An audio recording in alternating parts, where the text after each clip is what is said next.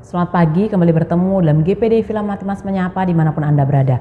Firman Tuhan bagi kita pagi hari ini terdapat dalam 2 Korintus pasal 12 ayat yang ke-7 sampai dengan ayat yang ke-9. Saya akan bacakan untuk kita semua. Begini bunyi firman Tuhan.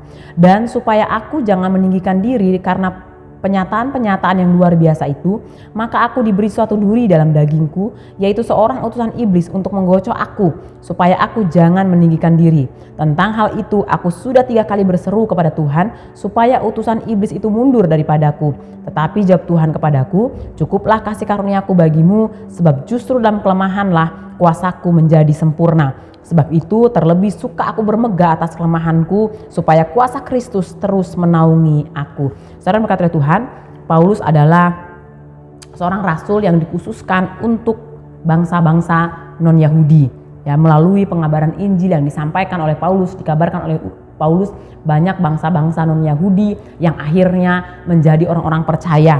Bahkan suratan-suratan Paulus pun banyak yang dikanonisasikan menjadi Alkitab yang saat ini kita baca, ya, yang saat ini kita renungkan. Namun melalui ayat-ayat ini Paulus menyampaikan bahwa di tengah-tengah pelayanannya sekalipun, di tengah-tengah pengabaran Injil yang dia lakukan, dia memiliki kelemahan. Ya, dia memiliki kelemahan, dan untuk kelemahannya itu Paulus katakan dia sudah 3 kali berdoa kepada Tuhan, namun Tuhan tidak melalukan kelemahan Paulus.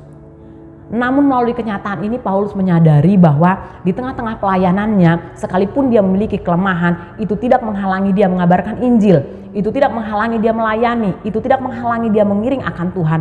Kenapa? Karena dalam pelayanannya, dalam pengiringannya akan Tuhan, kuasa Tuhan yang bekerja, bukan dirinya pribadi. Kelemahan tidak dapat menghalangi dia karena kuasa Tuhan yang menaungi kehidupannya. Justru di tengah kelemahan itulah Paulus menyadari atau Paulus mendapati bahwa segala sesuatu yang bisa dia kerjakan sampai saat ini, semua oleh karena kasih anugerah Tuhan, semua oleh karena kuasa Tuhan yang bekerja dalam kehidupan Paulus. Saudara berkat oleh Tuhan, dalam pengenalan kita akan Tuhan, kita pribadi lepas pribadi, kita punya pergumulan yang berbeda-beda, kita punya kelemahan yang berbeda-beda. Ya, kita punya kesulitan masing-masing, dan saya percaya untuk kesulitan yang kita hadapi, untuk kelemahan yang ada dalam diri kita, saya percaya kita pribadi kita sudah berdoa kepada Tuhan.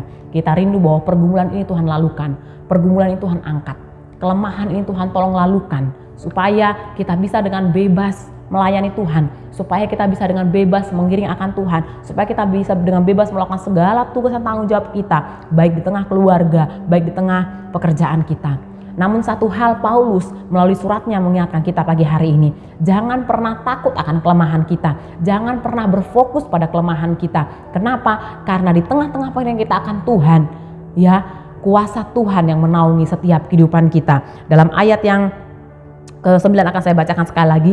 Tetapi jawab Tuhan kepadaku, cukuplah kasih karuniaku bagimu, sebab justru dalam kelemahanlah kuasaku menjadi sempurna. Saudara oleh Tuhan, Paulus dengan segala pelayanan yang besar, banyak hal yang Paulus lakukan untuk Tuhan. Namun ketika Paulus berdoa supaya kelemahannya itu Tuhan cabut, Tuhan tidak menjawab. Tuhan tidak mencabut kelemahan itu.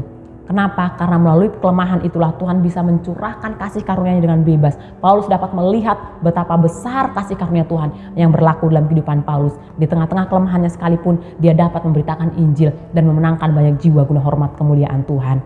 Hari-hari ini jangan pernah berfokus dengan kelemahan, pergumulan, kesulitan yang kita hadapi. Tapi mari kita berfokus kepada kasih karunia Tuhan yang menaungi setiap kehidupan kita. Mari kita berfokus pada kuasa Tuhan yang bergerak aktif dalam kehidupan kita ketika kita dengan setia mengiring akan Tuhan.